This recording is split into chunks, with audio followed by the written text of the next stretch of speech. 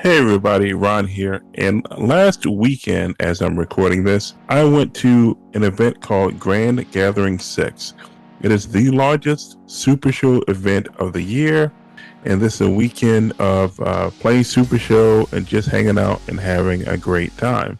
This year's event, like the previous few events, was held in Westlake, Ohio. So I flew up there Thursday afternoon. The big major release, like all of the card games, they have different releases in various waves. And in Super Show, we had Old School Wave 3. Old School is a type and format of play where the cards really represent actual wrestling moves, and the competitors that you use in the game are either parodies of classic wrestlers, or they are reskins of existing characters in the game that probably need some sort of a boost for play. This year, in Old School Wave 3, there were 12 competitors, of which I got 11 of them. I think I got just about every card in the card pool as a result of the purchases I made. So, I'm pretty satisfied with that. But I'm just going to give you a little rundown of how the event went. Thursday, there was an impromptu tag team event. Like in real wrestling, Super Show has a 2v2 tag team format. It also has a 1v1 tag team format called Tornado format. Well, basically, you're playing one competitor, but the competitor card has two characters on it, so the numbers are double. The gimmicks, which are the powers that the characters have, are typically more powerful, but otherwise, it's standard 1v1 Super Show. So there was a tag team event that had some pretty good participation from what I recall. I just focused on buying old school packs, breaking them out, and doing some trading. Lots and lots of trading this weekend. Later that evening was an unofficial official event called the Press 1P Invitational. And this one is usually an event that starts out Grand Gathering unofficially. It's not guaranteed on the agenda, but usually it'll end up happening. The Press 1P Invitational had 64 players in it. I had a good time playing all my matches. Who did I use? So all the members of my household are represented in the game. That's one of the things you can do. You can create yourself in the game. And I was using Rainbow Girl, I believe. Version 2 of that, which is based on my oldest daughter. I did pretty well. I got knocked out in Top Cup, but that's okay. Still had a good time playing, hanging out, catching up with people and everything like that. So that was Thursday evening. To officially welcome you to and kick off Grand Gathering number 6.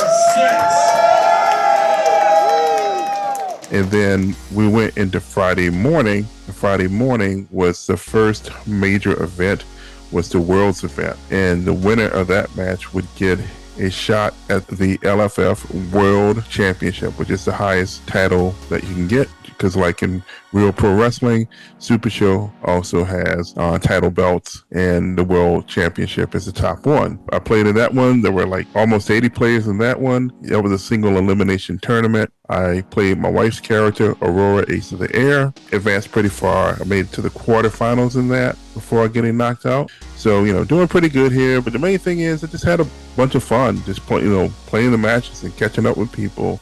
There are people from all walks of life that play this game, and I got a chance to hang out with people from all walks of life, just getting to know people's struggles and triumphs, and just really seeing what Super Show brings to them. Because one thing about this community, it's the best gaming community that I've been around. So after that, in the evening, was the Cookies Fortune event.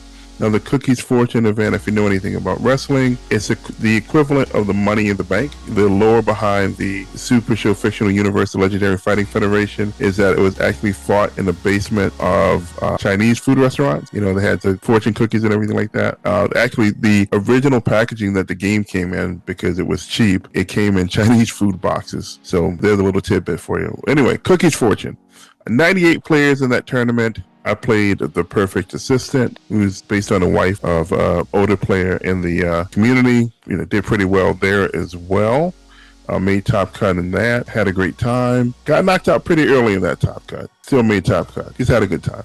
So like 2 years ago when I bombed out of all the tournaments, still had a great time, but as a relatively new player, and this was like top-notch competition. I also participated in a format called Trios, which is it's 1v1, but there are 3 characters on the cards. Just like in wrestling, you have your trios matches. So that's what this Trios format represents. Didn't make it very far in that tournament. That tournament was something that you played throughout the weekend. And then also there was another tournament called the Intergalactic Showcase, where it was supposed to be wizard characters, fairy characters, basically all these fantasy characters.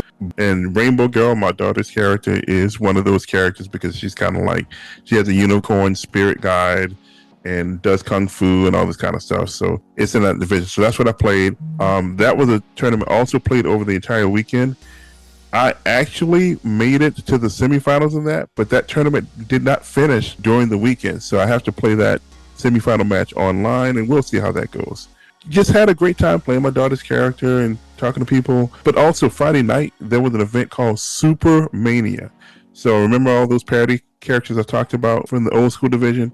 We have a WrestleMania type event where people played the parody characters, and many of us, if not all of us, actually kind of dressed up in some sort of way. I was playing the Scrapyard Cat, and I had a little beef with someone who was playing Bad Billy Bagpipes. You can figure out who those characters are parodies of. And we had a little thing going before Grand Gathering. And we're playing Supermania, and we had actually a great match, far better match than I thought I was going to have.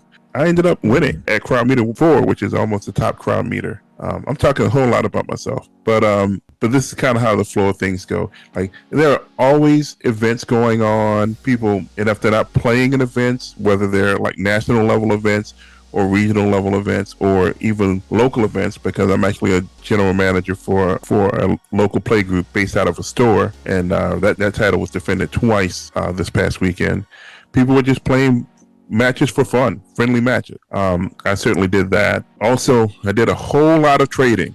There's me and this one guy named Ken. It seems like every time we get together in a face-to-face meeting, we do a whole lot of trading. We'll end up trading lots of competitors back and forth, and I just having a good time doing that. That was Friday. So Saturday, there was a Create a Character tournament. This was an old school Create a Character tournament. So this was in the old school format. So once again, only competitors that could be played were parody characters or old school versions of existing characters. And then the card pool was limited. And I played the Stone for a number of different reasons. Had a good time with that.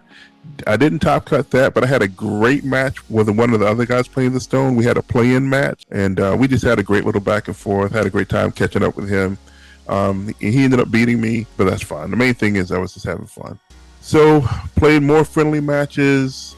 I played more of this Intergalactic Showcase over the weekend.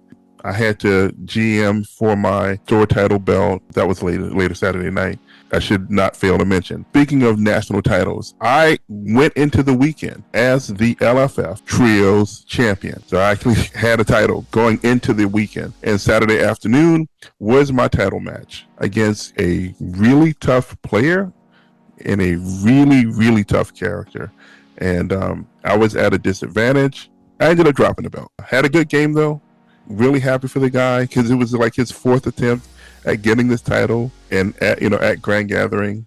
So he had his quote-unquote WrestleMania moment. We took pictures together. He's a good guy, Gary, the big guy, we call him in the community. So yeah, Saturday night, we had a bunch of wrestling guests.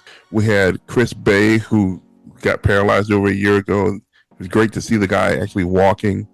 Anthony Gangone, he came in as a personality of Dr. Sleep this time. These are all indie wrestlers, except for a couple of people. Jessica Havoc, Sammy Callahan, who wrestled on TNA until recently. He retired. He still works with TNA Wrestling. BDE, who wrestles for TNA, YouTuber turned wrestler. Brett Oakley. He is the atrocity. Cruel. Big giant guy. Great people. We also had some non-wrestling guests. Like there's a show called W2F Nation Radio. It's a bunch of vets that do shows on a variety of topics, including tabletop gaming. They learned about Supershow at PAX Unplugged, and they came and they played. They played friendly games. They played in the tournaments. They played in the Grand Battle, which I'm about to talk about. And they had a 4-way for the LFF Veterans title because we have a title just for people who have served in the armed force. Grand Battle. This is a version of the Royal Rumble. Think about it. Except for us, we play it in pods of 6 players. It's elimination.